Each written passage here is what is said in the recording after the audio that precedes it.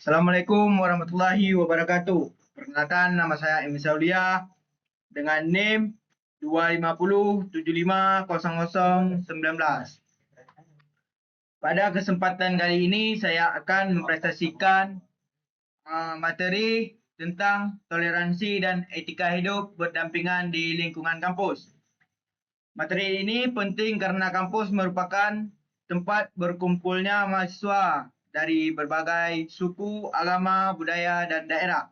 Oleh karena itu, sikap toleransi dan etika sangat diperlukan untuk menciptakan lingkungan kampus yang harmonis.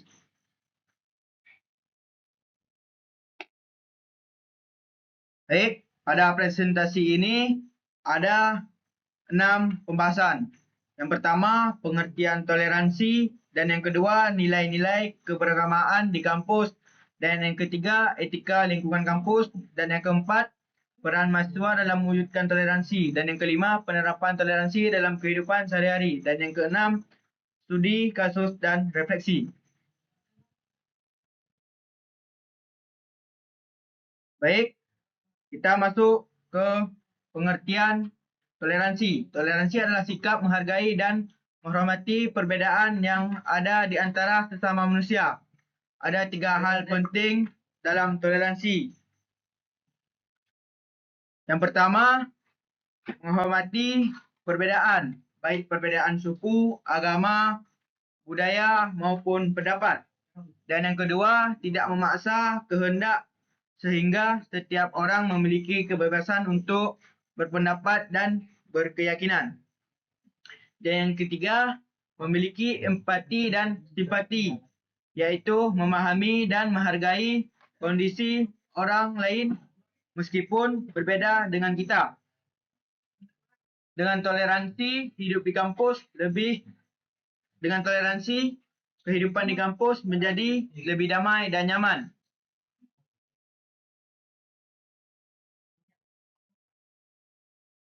Selanjutnya, nilai-nilai keberagamaan di kampus. Keberagamaan merupakan kekuatan yang harus dijaga. Nilai penting dalam keberagamaan ada 4 nilai. Yang pertama, saling menghargai tanpa membedakan latar belakang seseorang. Dan yang kedua, gotong royong bekerja sama dalam kegiatan akademik maupun organisasi. Dan yang ketiga, kesetaraan, memberikan kesempatan yang sama kepada seluruh mahasiswa. Dan yang keempat, dialog terbuka, yaitu membangun komunikasi yang baik untuk memahami perbedaan pandangan. Jika nilai-nilai ini diterapkan, maka suasana kampus akan lebih harmonis dan produktif. Baik, selanjutnya, etika di lingkungan kampus.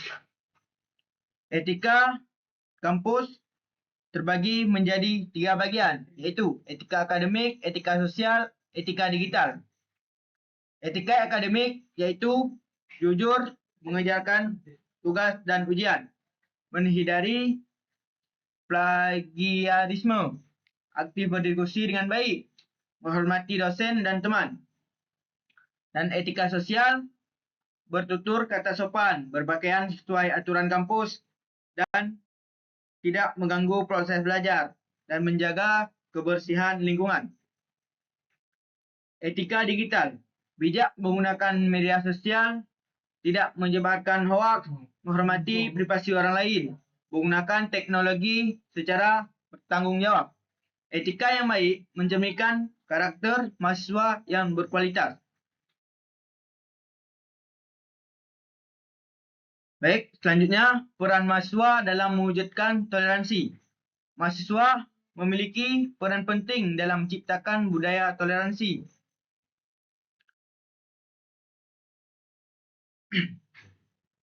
Peran tersebut memiliki 4 peran, yaitu yang pertama, role model, jadi contoh sikap toleransi bagi orang lain. Dan yang kedua, edukator sebaya, mengajak teman-teman memahami pentingnya toleransi.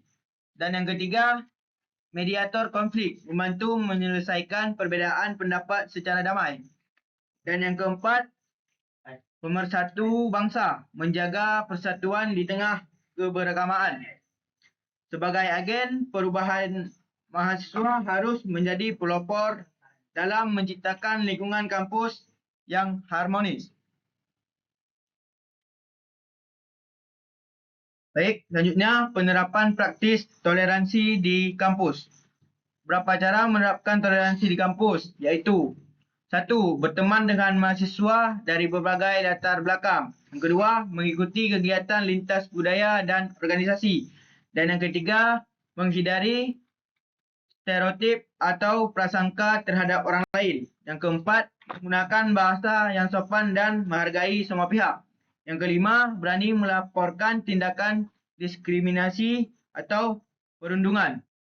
Langkah-langkah sederhana ini dapat memperkuat persatuan di lingkungan kampus. Baik, selanjutnya studi kasus dan refleksi. Contoh positif, mahasiswa dari berbagai daerah membentuk kelompok belajar bersama dan saling menghormati perbezaan.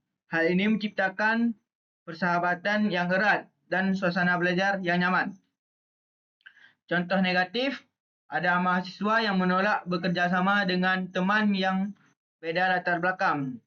Sikap ini dapat menimbulkan konflik dan menghambat proses pembelajaran. Refleksi, toleransi bukan berarti harus setuju dengan semua pendapat, tetapi menghargai hak orang lain untuk memiliki pandangan yang berbeda-beda. Baik, kesimpulan. Sebagai penutup, dapat disimpulkan bahawa toleransi adalah kunci terciptanya lingkungan kampus yang harmonis. Keberagamaan harus dipandang sebagai kekuatan, bukan perbedaan yang memecah belah. Mahasiswa memiliki peran besar dalam menjaga persatuan dan menciptakan budaya saling menghormati. Dengan menerapkan etika dan toleransi, kampus dapat menjadi tempat belajar yang nyaman bagi semua. Terima kasih atas perhatiannya. Assalamualaikum warahmatullahi wabarakatuh.